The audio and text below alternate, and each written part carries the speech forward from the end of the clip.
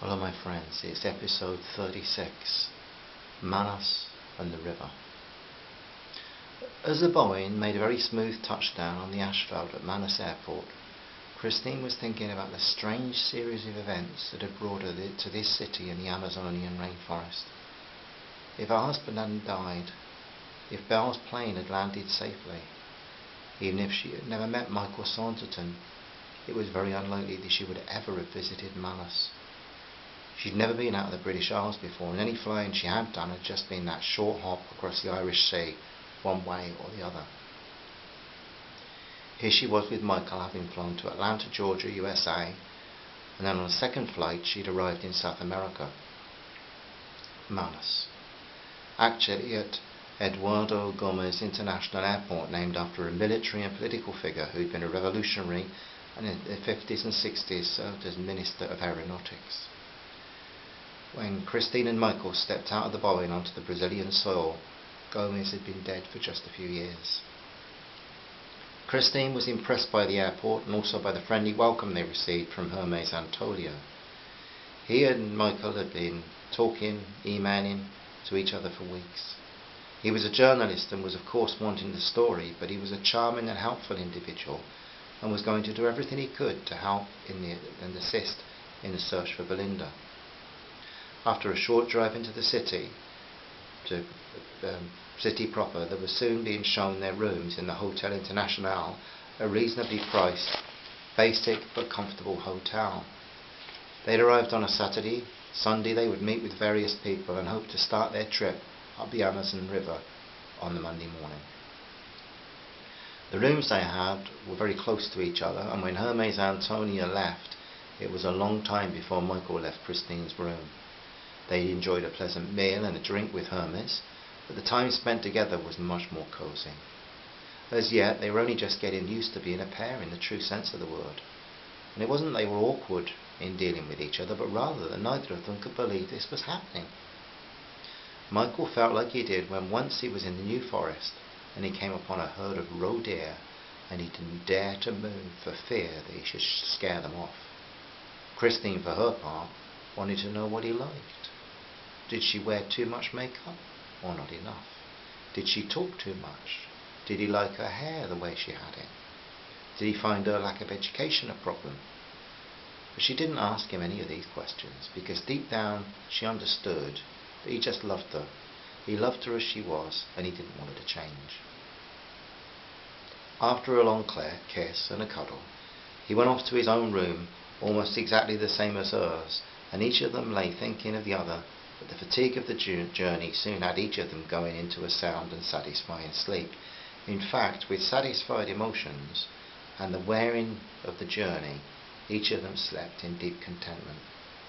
At the Brazilian-style hotel, they had breakfast the next morning.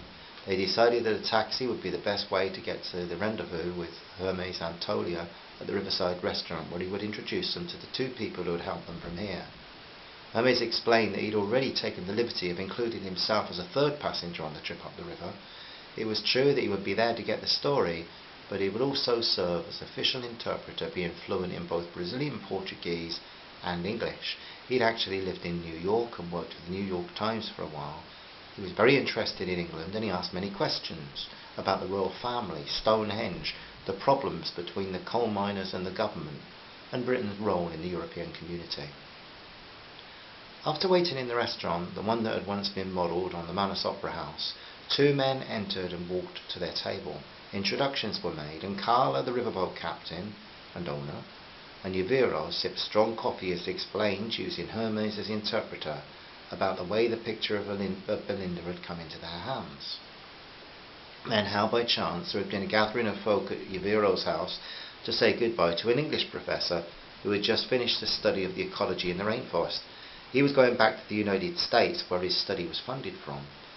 Yaviro had shown him the picture, and he had known Michael Saunderton at Southampton University a few years before. So he had sent the photograph to him, because he'd read in a newspaper article that had given a rundown on the lives of some of the passengers on the troubled flight that had plummeted to oblivion over the Brazilian jungle, and he had remembered that one of the reports was of a young engaged couple, and that she was studying environmental science at Southampton University in England. That had stuck out in his mind because he knew there was a fair chance that his old friend Michael Saunderson had taught her. So here it was, the story of how two people deep into the hidden places were at least known to have survived, and that the photograph that had travelled down the river to Manus and that must have been dispatched now, might now be used with others to locate the whereabouts of Belinda Devlin and her unknown fellow survivor. Yaviro, ever legal mind at work, informed Christine and Michael that he would try and iron out any legal complications about getting them out of the country once they were found. He also asked Hermes to convey his desire to help without charge.